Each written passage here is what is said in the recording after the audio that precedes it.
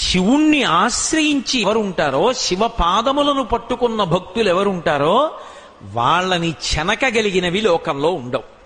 అందుకే శివభక్తి లేకుండుగా కాని జీవితంలో శాపవాక్కు విడిచిపెడతారు. శివభక్తి లేని జీవితం అంత దారుణమైనటువంటి జీవితం. కాబట్టి మహానుభావుడు ఆ హాలాహలాన్ని స్వీకరించాడు. స్వీకరించి ఉదరము లోకంబులకును సదనంబకుటెరిగి శివుడు చటుల విషగ్నిన్ కుదురుకొనే కంఠబిలమున పదిలంబుగ నిలిపే సూక్ష్మ ఫలరసము. శివుణ్ణి ఆశ్రయించి ఎవరుంటారో, శివ పాదములను పట్టుకున్న భక్తులు ఎవరుంటారో వాళ్ళని చెనకగలిగినవి లోకంలో ఉండవు.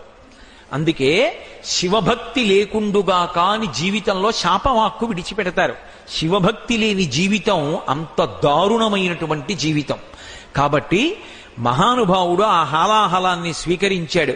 స్వీకరించి ఉదరము లోకంబులకును